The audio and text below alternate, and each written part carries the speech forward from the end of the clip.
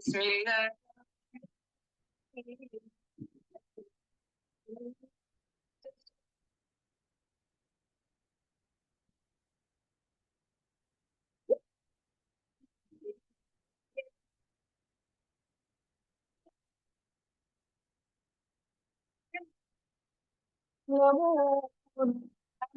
جعل الأرض مهادا والجبال أوتادا وخلقناكم أزواجا وجعلنا نومكم سباتا وجعلنا الليل لباسا وجعلنا النهار معاشا وبنينا فوقكم سبعا شدادا وجعلنا سراجا وهاجا وأنزلنا من المعصرات ماء ثجاجا لنخرج به حبا ونباتا وجنات ألفافا إن يوم الفصل كان ميقاتا يوم ينفخ في الصور فتأتون أفواجا وفتحت السماء فكانت أبوابا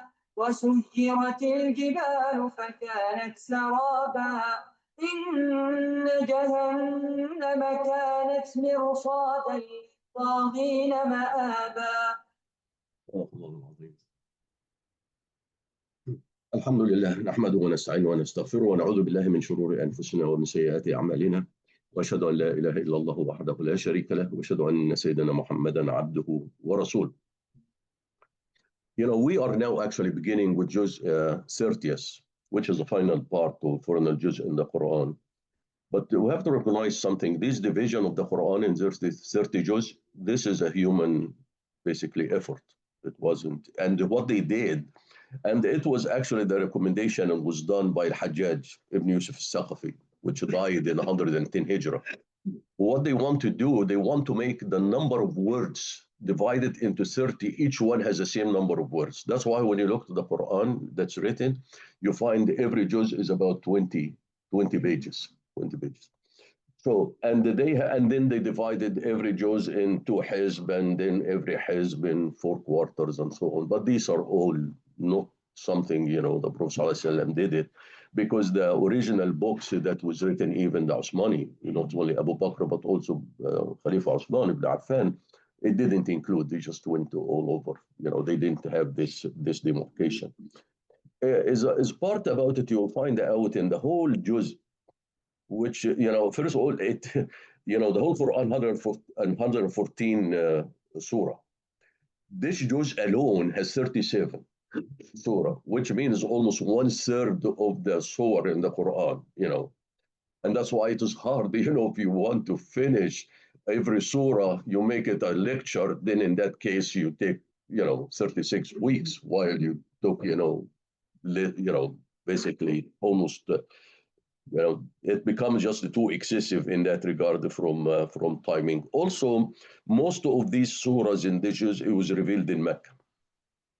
And therefore, you find actually the focus on them, on the hereafter and resurrection, and the fate of those people who disbelieve versus the people who believe in the hereafter. You find that a common theme among all of them. So in this surah, Surah Al-Naba, which is the first surah in the juz, it starts actually with the same thing. It starts almost with, you can read it different ways. It's almost like you say, what are you asking about? Say, amma yatasalun, or you actually can somebody asking, and you said you're trying to, what they're asking about. So you can take it in a different way, how you interpret it. But the first, it talks also about the certainty of the hereafter. They asking about the hereafter, then there is certainty of the hereafter, and there is consequences about it. There is going to give description of people who are going to, believer, what they are going to get, and what disbeliever, what they are going to get. So the surah starts with amma yatasaalun, what they are asking about. And then the answer, an al-Naba al-Azim.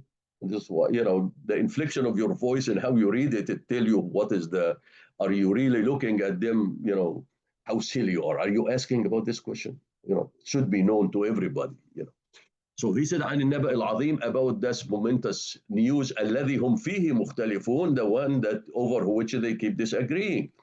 كلا سيعلمون ثم كلا سيعلمون. Then Allah subhanahu make this emphasis that no, they will soon know, and then again they will soon know. Then before describing, the day of judgment and the consequences of it, Allah subhanahu always get the believer to present his science. Why are you doubting this when all of the science and create what I have created? Why you think this is so difficult, to visualize and look to what I have created? So directly it goes in and said, okay, look at what I've created. أَلَمْ نَجْعَلِ الْأَرْضَ مِهَادًا. Haven't I made the earth for you to walk on? وَالْجِبَالَ أَوْتَادًا. And then I made the mountains as big so you can support the earth. وَخَلَقْنَاكُمْ أَزْوَاجًا. And we created you in pairs, male and female. وَجَعَلْنَا نَوْمَكُمْ سُبَاتًا. And then we made your sleep, for rest. When I read this, وَجَعَلْنَا نَوْمَكُمْ سُبَاتًا, sometimes the most worry if you travel for a business or something, and then that you cannot sleep. You go in because of time zone, and you said, oh my goodness, in the morning, I'm going to be so tired, when I go to the meeting. This sleep actually is a miracle in itself, that how you can lay down and then you said suddenly you go to sleep. If you really think about it, you cannot force yourself to sleep. You can force yourself to get up, but you cannot force yourself to go to sleep. And boy, if you have said another something important the next day, that you get concerning about it, that you cannot even sleep. So Allah subhanahu pointed this. وَجَعَلْنَا نَوْمَكُمْ سُبَاتًا. And we have made your sleep for rest. وَجَعَلْنَا اللَّيْلَ لِبَاسًا. And then we made, the night, that basically as a cover. وَجَعَلْنَا النَّهَارَ مَعَاشًا وَبَنَيْنَا فَوْقَكُمْ سَبْعًا. And then we have been, you can look at this, it's just self-explanatory. It doesn't require any explanation. And then Allah pointed out all of the things have created, for mankind. And this is why then comes after this, and Allah subhanahu shifts directly and say, okay, here is a day of judgment that you will come, you keep doubting, and say, Inna yawm al-fasli kana miqatan, that the day of decision, it has a fixed appointment, it will come. And then Allah subhanahu give what is going to happen in this case. He said, okay, يَوْمَ يُنْفَخُ فِي الصُّورِ فَتَأْتُونَ أَفْوَاجًا. There is going to be a trumpet that will be blown, and then everybody will come forward, in it. And then what happened? The sky will open. وَفُتِحَتِ السَّمَاءُ فَكَانَتْ أَبْوَابًا وَسُيِّرَتِ الْجِبَالُ فَكَانَتْ سَرَابًا. And then the mountains will move and become basically like, mirage. It doesn't exist. When in the beginning, Allah وَجَعَلْنَا الْجِبَالَ أَوْتَادًا, here he said, okay, that time the mountain will go. In fact, I was going to ask the kids, in the Fajr, I'm going to ask him one time, somebody write, what happened if the mountain vanish? If Allah didn't create the mountains, what is going to happen to the earth? Can we survive on earth? So that will be something for the kids. If you have younger kids, you might, ask them particularly since they are off school now to search, what's the value of the mountains? And it's because Allah subhanahu wa ta'ala emphasize it and make it as a sign also of the end of time, that the mountains will go. Then Allah subhanahu goes after this, they give the fate now of the disbeliever and the believer. He said, so إن جهنم كانت مرصادا للطاغين مآب لابثين فيها أحقابا. Then Allah subhanahu talks about now the people now who have basically transgressor and rejected. This is what their consequences. What is this fate is going to be? Truly, hell will be a place to ambush them. It will pick them up. A dwelling place for the transgressors. They will abide then for ages. لابثين فيها أحقابا لا يذوقون فيها بردا ولا شرابا. There is no coolness in it, and there is no drink. They will not taste a drink. إلا حميما وغساقا, except the boiling water and dirty, wound discharge. And then immediately comes and says, what about the righteous? May Allah subhanahu make us this group here. إن للمتقين مفازا حدائق وأعنابا وكواعب أترابا. Surely those who have taqwa, المتقين, or righteous, there will be a supreme fulfillment for them. There will be gardens, in vineyards and full. And this is an interesting one. وَكَوَاعِبَ أَتْرَابًا. This is most men focus on this one here. This, and full, and is an interesting actually. This is which one? What's the things that attract men to women most of the time? They said actually the size of their breast. It's not even how they look. That becomes, they said 75%. so, so, subhanallah. And that's why, remember, what's the ayah comes in to tell the women what? Cover your breast, effective. So in this case. So anyway, and the surah continue. I'm not going to go through all of the ayat, but it all describe a lot of things that will happen to those people. And then the set up also, then the surah comes in and they give us, was actually a solemn scene now, because now, okay, this is all of what's happening to this was good, but now Allah subhanahu will come. This now the scene now of there is a judgment now.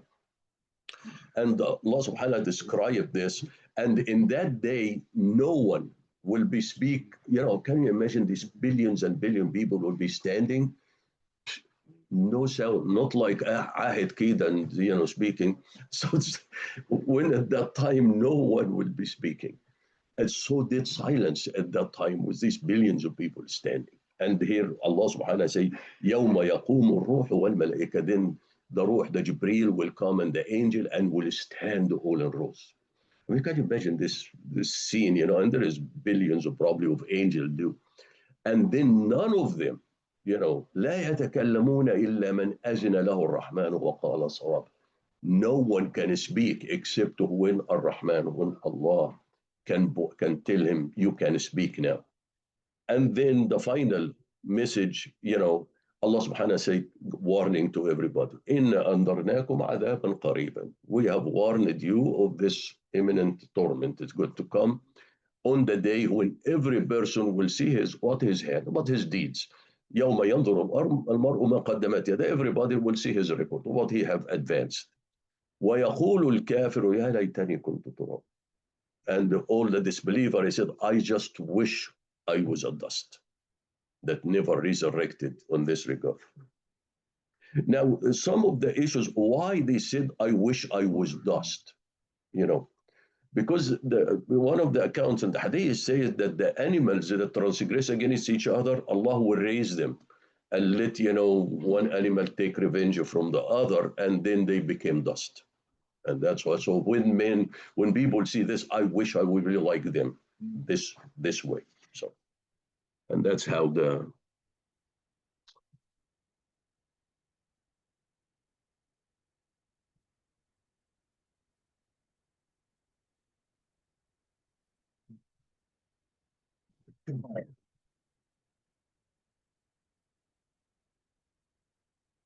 Make like every time.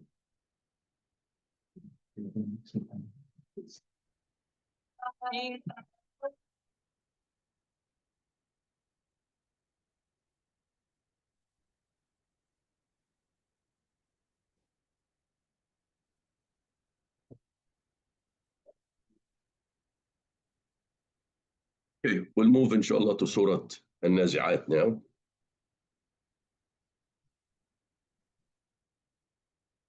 بسم الله الرحمن الرحيم والنازعات غرقا والناشطات نشطا والسابحات سبحا فالسابقات سبقا فالمدبرات أمرا يوم ترجف الراجفة تتبعها الرادفة قلوب يومئذ واجفة أبصارها خاشعة يقولون أئنا لمردودون في الحافرة أئذا كنا عظاما نخرة قالوا تلك إذا كرة خاسرة فإنما هي زجرة واحدة فإذا هم بالساهرة.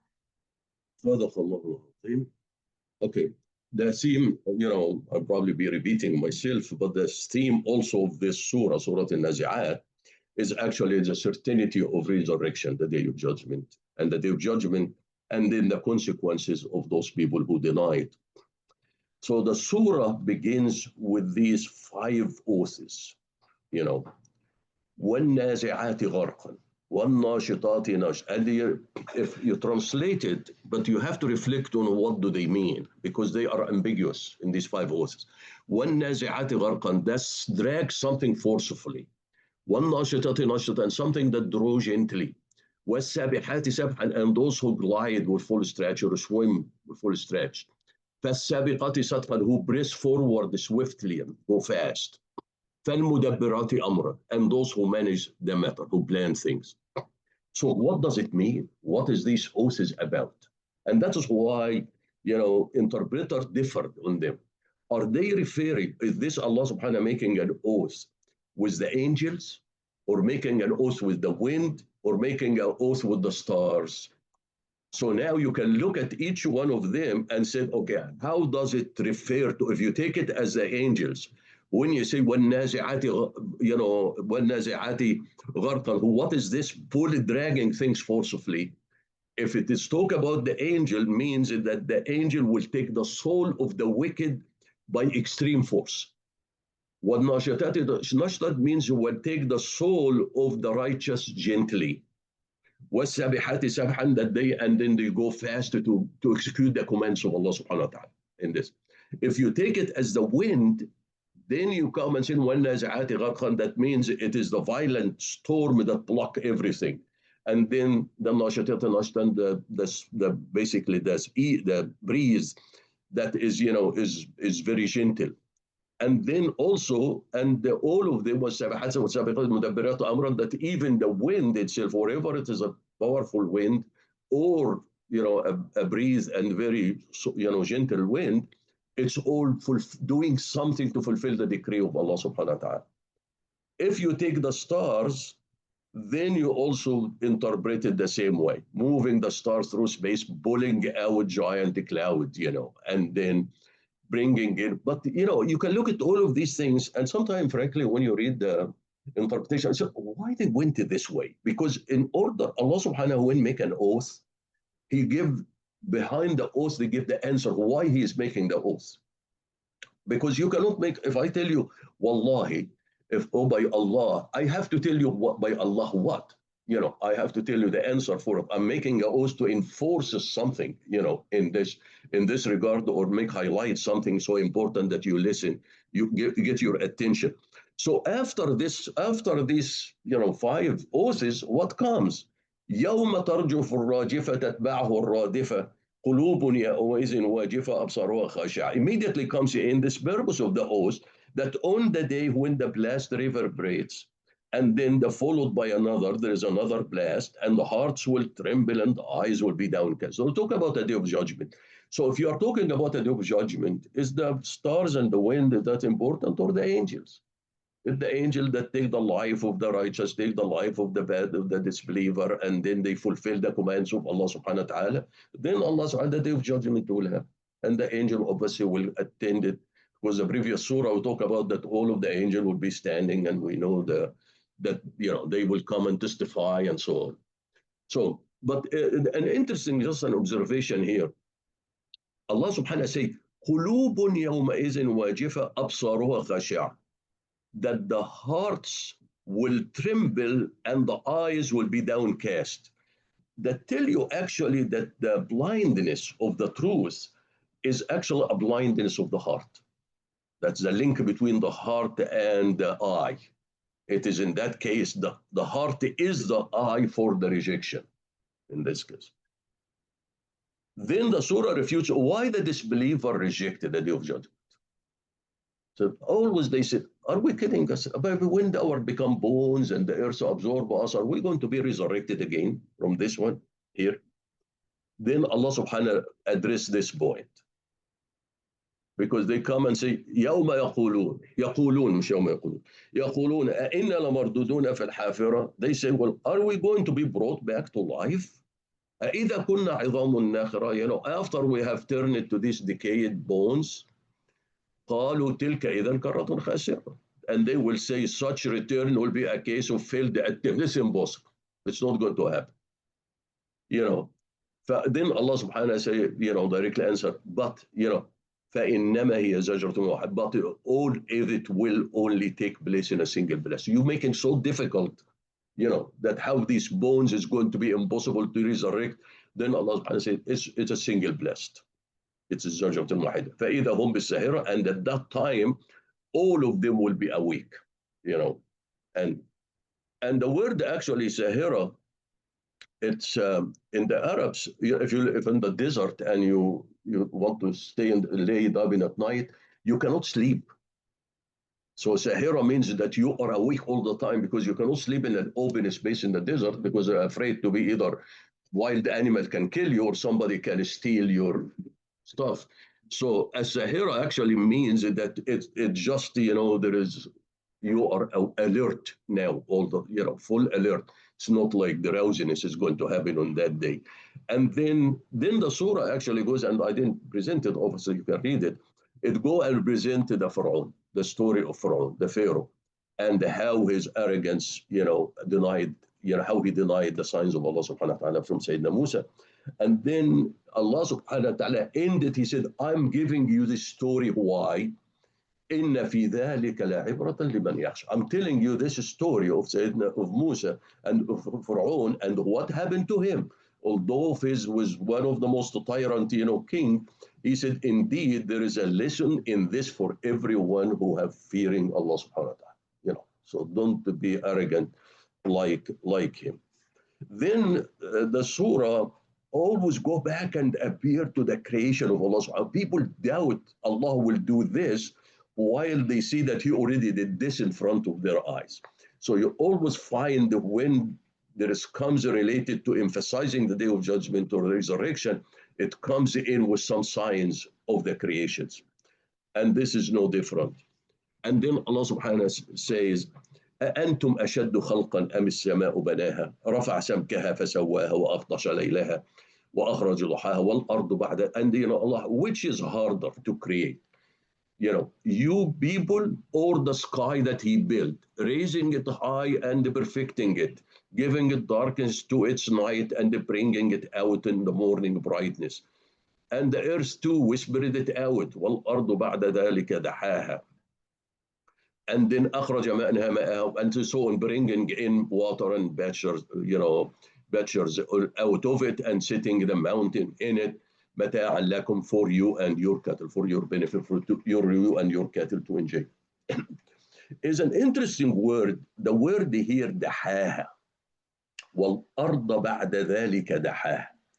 And the earth, here translated the earth too, he spread it out. Actually, people sometimes take this and say, oh, the earth is flat because the dahaha could be flat. Dahaha does not mean flat. Dahaha actually means that you're turning inside out, in it. To basically to do. So it has a lot of changes in it that what inside the earth will come out. You get the mix from.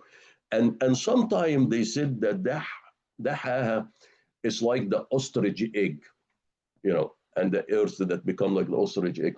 But frankly, when I looked at the, is it really the word that the ostrich egg can be attracted? I couldn't find it. But obviously, some people want to say, oh, that means this verse means the earth is round or like, the egg shape. But actually the word, the more the meaning is that this thing is getting things inside out, bringing, process really of getting, it's like well, not like a lot of things we do, like if you have a volcano, things from inside comes outside and reform, the surface of the earth. And then the surah after this, comes back and emphasize now the personal accountability, that about now, the day when the time will come, what is going to happen to everybody. فإذا جاءت الطامة الكبرى, when this great event will happen, the resurrection and the sound, the trumpet and so on.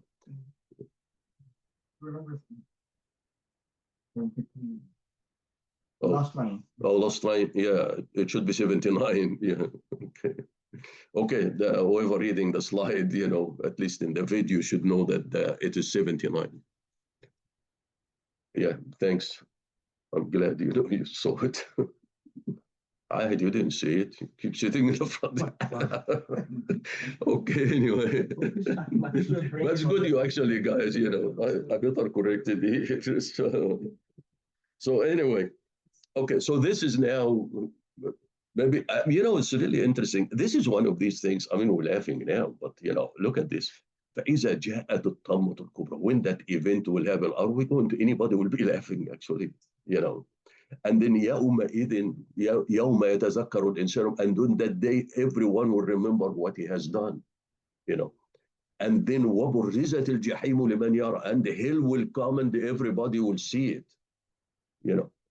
Then Allah subhanahu wa ta'ala says, فَأَمَّا مَنْ طَغَى, now the person who transgressed, وَآثَرَ الْحَيَاةِ الدُّنْيَا, and preferred this worldly life, then, okay, the Jahim, the hell will be, everybody will see it. Then Allah directly point out the person who transgresses and prefer this worldly life and doesn't think of the hereafter, then that will be his home in this regard. Now, if you finish at this one, he said, wait a minute, about us, hopefully. Then directly you expect that Allah subhanahu wa ta'ala comes and says talk about the other one. وَأَمَّا مَنْ خَافَ مَقَامَ رَبِّهِ وَنَهَى النَّفْسَ عَنِ الْهَوَى فَإِنَّ الْجَنَّةَ هِيَ الْمَأْوَى. And whoever now, stand in fear of his Lord's presence, that day when you see Allah subhanahu wa ta'ala come and restrain the nafs from desires, then paradise will be his home. One thing also you notice here, look at this. وَأَمَّا مَنْ خَافَ مَقَامَ رَبِّهِ, whoever fears, whoever, have stood in fear, of his Lord's presence, and restrained the nafs. He said, Allah subhanahu wa ta'ala said, didn't say, وَنَهَى نَفْسُهُ عَنِ الْهَوَى. He almost said the nafs, and he basically restrained the nafs from being, basically getting, for whatever it does, or the desires of the nafs. So it gives you this feeling that this nafs that you have is you restrain it is different than you. There is almost going to be animosity between you and the nafs. So you better control it, because if you think it's my nafs, then you have a little personal attachment. So here, in a way, the verse says, at that point, if you are one of those people who go to hell, he will think, boy, this nafs is the one caused me the problem. So it almost to give you that sense, but roll the nafs as an adversary to you, in this regard. The nafs. The nafs actually is, maybe next week I'll mention it, because it also comes to this issue about what is the ruh, what is the nafs. Okay, but since you are a computer science, I'll tell you this, the simple one, since you ask. If you really, to my mind, to make it simple, when you buy a computer, what's in it? There is the operating system and there is a power supply. Okay, and then you as a human being, you add to it. You add a lot of information. You write, you put picture, you do things, And now, if I take out this, basically this the whatever the disk that has all of the information, can I put it, if the computer something happened to it bad, the screen bad or something, can I take this one and put it on another machine? Okay. So in reality, to my mind, to simplify to myself, we are like this. Our body here, Allah put the ruh in it, which is the operating system and all of the software to do with what's good, what's bad. We put a lot of information on it. So suddenly the ruh become the nafs. The nafs is including what Allah put in it and what we put in it.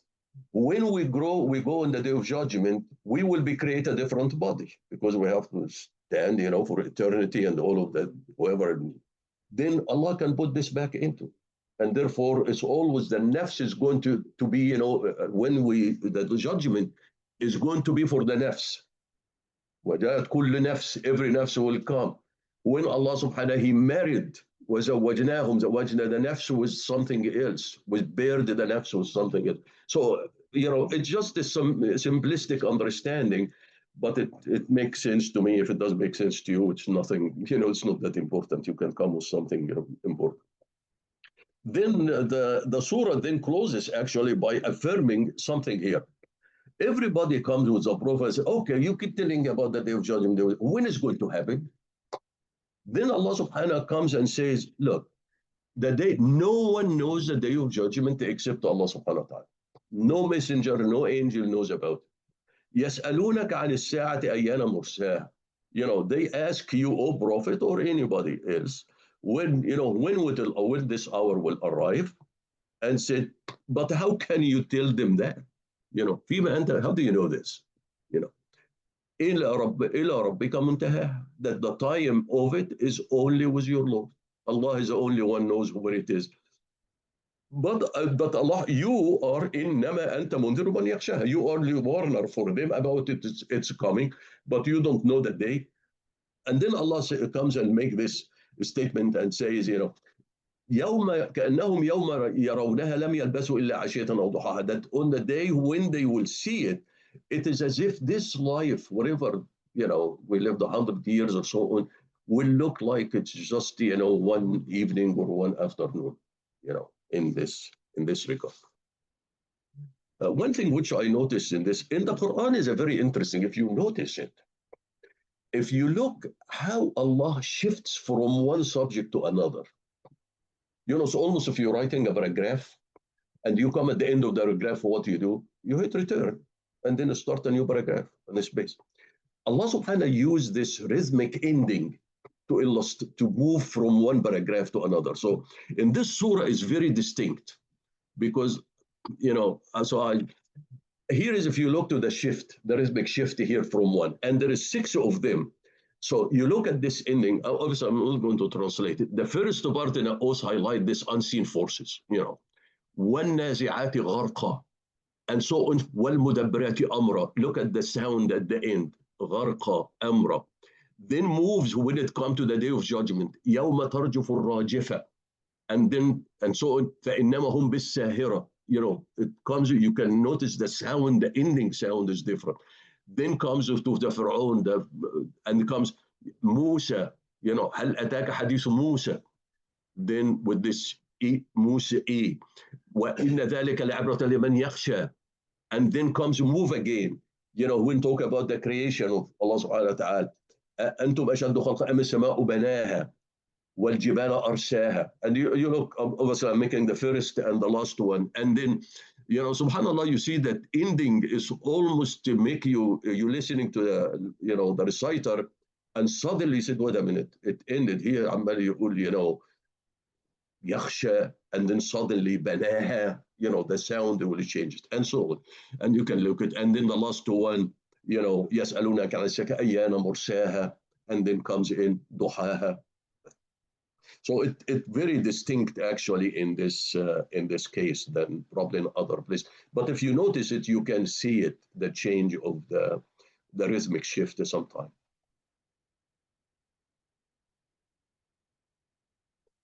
Okay, now we'll go inshallah.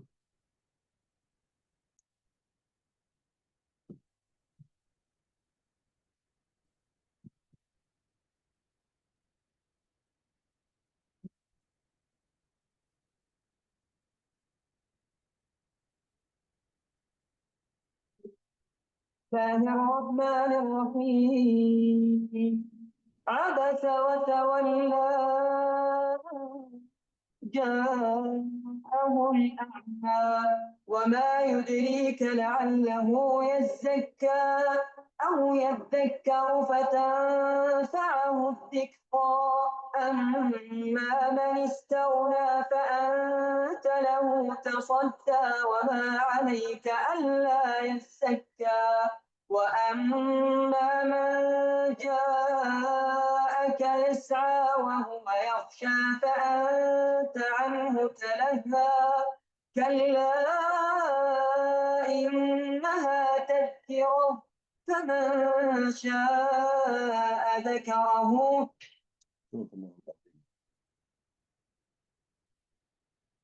This surah actually has a lot of deep meaning, and unfortunately Muslim actually do not, heed the deep lesson in this from this surah. This surah actually it started with actually what is the theme? The theme emphasizes give attention to the person who is sincere and desire to hear the message. Don't give attention to those people who you feel that because of their position, because of their wealth, because of their authority, you want to focus on them. No, focus in the one that who is interested. It doesn't matter who is he. He can be poor, he can be, anything that he has. Don't focus on the other one. And I found out in the Muslim in the Dawah, they feel that, if those poor people become Muslims, okay, that doesn't impact. But if a rich guy become a Muslim, it's a big deal. We have to work on him. You go to some people in the Middle East, you said, how is Islam spreading in America? I said, among who? If you say about these minorities, he said, oh. But if you talk about, the white as being, then I said, subhanAllah, look at this. Allah subhanahu wa ta'ala, in a way, revealing something that unless Allah revealed it, no one would have known about it. It's not an this is an event in the life of the Prophet ﷺ. Even the person who was in it wouldn't have known that this happened. So, and this related, the surah, goes around this a man who's Abdullah ibn Maktoum. Abdullah ibn Maktoum was a regular Muslim who was a blind person. The Prophet ﷺ was sitting with this influential leader of Quraysh, trying to convince them and guide them to Islam. It's a very important meeting. Abdullah ibn Maktoum came in, rushing to the Prophet ﷺ and telling him, teach me what Allah taught you. Well, the Prophet ﷺ sitting talking to those people. Abdullah, you see, he doesn't see him, but he was at least hearing something. And he's not only, so the Prophet ﷺ didn't answer him. Then he came back again and said, repeated the same thing. So what would you do? You see somebody coming, you speaking to somebody important, and somebody come to speak to you. You look to him was like, you frowned. Yeah, Did Abdullah ibn Maktoum saw the frown? He didn't see it.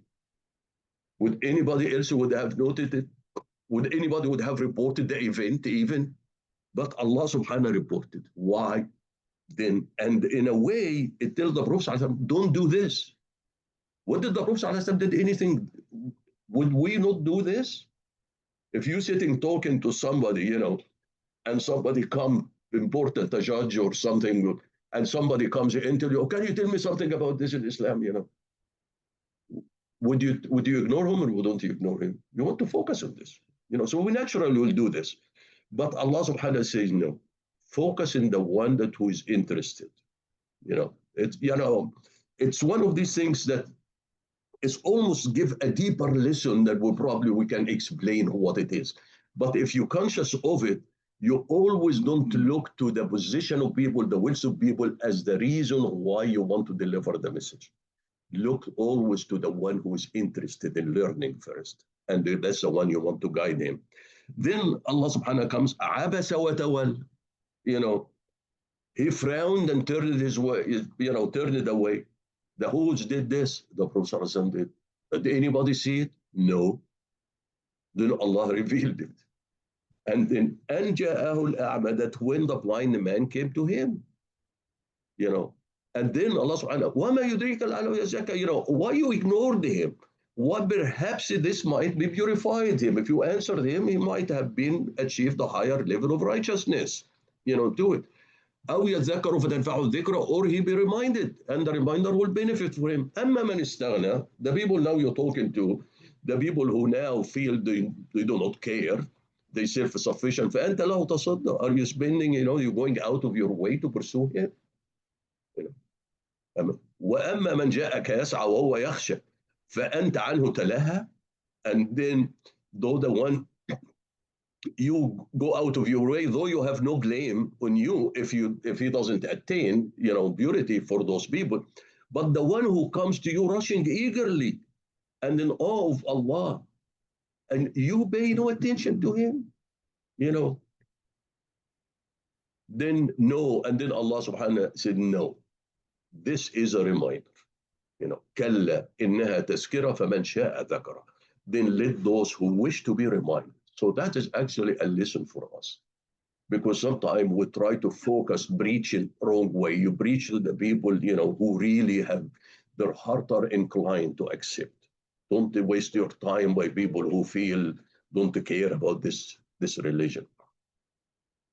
So in a way, as I said, when you read this, subhanAllah, you said, Allah subhanahu actually in a way rebuking the Prophet ﷺ in this regard for something that none of us would have heard the story without the surah.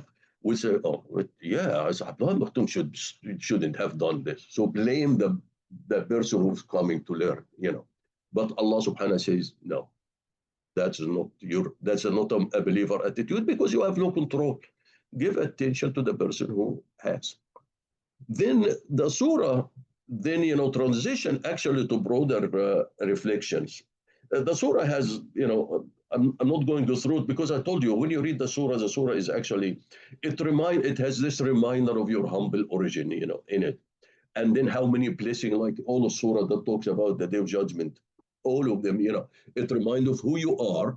It reminds of all of the creation, the blessing that Allah provided you. It reminds all of the creation to recognize that, wait a minute, don't ignore that don't think that Allah is incapable of resurrecting you again. But then sets up this scene and this is almost like you have a lot of worldly relationship you want to protect and you sacrifice for. Then let us see what are you going to do with them on the day of judgment. When you're standing now alone, or this relationship is going to be so important to you that all of the sacrifices that you made for them, then Allah subhanahu comes and this said that everyone on that day will be running away from everyone. So never compromise your religion for the sake of anybody, no matter how close to you. That really the lesson, because it's the scene. يَوْمَ يَفِرُّ الْمَرْءُ مِنْ أَخِيهِ. When every person will flee from his brother, وَأُمِّهِ وَأَبِيهِ, and his mother and his father, وَصَاحِبَتِهِ وَبَنِيهِ, his spouse and his children, لِكُلِّ امْرِئٍ مِّنْهُمْ يَوْمَئِذٍ شَيْءٌ يُغْنِيهِ. Every one of them on that day will have what concern himself. Sometime I use this verse. And somebody asked me to give a speech in a marriage, walima or so on. I said, look at this. When a person, look how the man, he runs away from whom last, because that is the attachment you have. You run first from your brothers. Then after that, your mother and father. Look at this, not the father and mother, the mother and father. You attach to the father more than the mother. And that's why Allah emphasized a lot of time the emphasis on the mother that you have. And then from the wife or the husband, صاحبته who is wife, and then the children. So the children, if you get married, the mother have to recognize that your love for your wife actually will be higher than your love for her. So she doesn't have to compete with her or the father. Because sometimes the conflict happens when the mother comes, you do treat your wife this. It's a human nature. And then the day of judgment, you leave your mother first before you leave your wife. And you leave your kids last. And this is why people actually would sacrifice for their kids more than they sacrifice for their wife too. So in that regard, and that's how the surah, ends. Yeah? There's no space for the friends. No friends, what friends? This will leave. This will go away. Very style. But really, the question becomes in that, to me, it's something. Sometimes also you think about it. You said, okay, why Abdullah Maktoum, have done this? Ibn Maktoum, wouldn't he have wait? Because we sometimes we interpret, some of the hadith or something from the society or the culture we live in. We don't recognize the culture they used to live in. What we consider here that is not proper.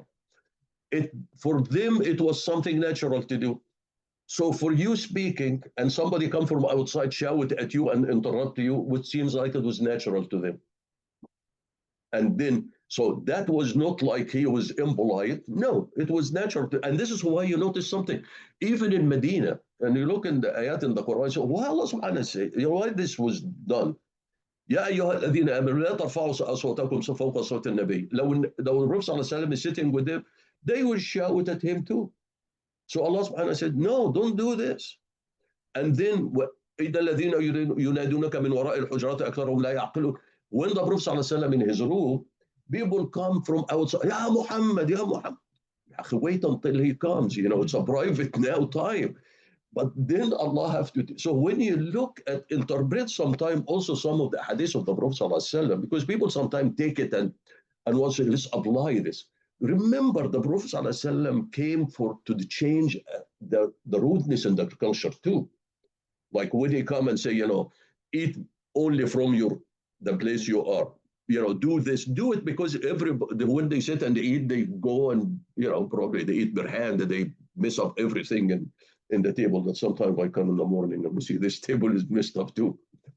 But anyway, so you really have to interpret it in that context. You know, don't think it is done. And some of these ayat, how they behave is a different, but also tell you how the Prophet ﷺ suffered so much from them too, you know. So. اللهم صل وسلم وبارك على سيدنا محمد وعلى آله وصحبه. اللهم اهدنا فيمن هديت وعافنا فيمن عافيت وتولنا فيمن توليت وبارك اللهم لنا فيما أعطيت وقنا واصرف عنا شر ما قضيت فإنك يا رب لا تقضي بالحق ولا يقضى عليك. اللهم ادخلنا برحمتك في عبادك الصالحين. اللهم اخرجنا من ظلمات الجهل والوهم إلى نور العلم. اللهم علمنا ما ينفعنا وانفعنا بما علمتنا وزدنا علما. اللهم اجعلنا ممن يستمعون القول فيتبعون أحسنه. اللهم اكفنا بحلالك عن حرامك وبطاعتك عن معصيتك وبفضلك عمن سواك. اللهم بفضلك ورحمتك أعلى كلمة الحق والدين. اللهم انصر الإسلام وعز المسلمين يا أكرم الأكرمين. Oh Allah, spread your mercy upon us, shower us with your blessings, increase our knowledge, grant us forgiveness, and reward us with the company of the prophets in the Firdaus al-A'la. Oh Allah, forgive our parents and all our friends and relatives who have passed away. Oh Allah, make their graves a garden from heaven and grant them the Firdaus al-A'la. Oh Allah, we have many of our friends and relatives who are sick. Oh Allah, we have our son Ma'raj, our daughter Aisha Wani, and several others. Oh Allah, grant them full and speedy recovery. Oh Allah, we know that there is no cure but yours. Oh Allah, grant them a cure that leaves no ailment or injury. Oh Allah, guide our children, protect them and make them righteous. Oh Allah, grant us the power and the ability that we may be grateful for the favor that you have bestowed upon us and our parents, and that we may do righteous deeds that are pleasing to you. Oh Allah, we seek from you all of the good, whether we know it or we don't. And we seek your refuge from all evil, whether we know it or we don't. Oh Allah, we have many of our brethren who live under oppression and injustice. Oh Allah, heal their trauma, protect their helpless, and grant them lasting peace and prosperity. Oh Allah, we ask you every name you have elected for yourself in this blessed hour, that none of us leave this gathering, but his pains have been relieved, his worries have been removed, his debts have been paid, his weaknesses have been concealed, his sins have been forgiven, and his needs have been fulfilled. Subhanallah wa bihamdih. عدد خلقه ورضا نفسه وزنة عرشه ومداد كلماته. سبحان الله وبحمده عدد خلقه ورضا نفسه وزنة عرشه ومداد كلماته. سبحان الله وبحمده عدد خلقه ورضا نفسه وزنة عرشه ومداد كلماته.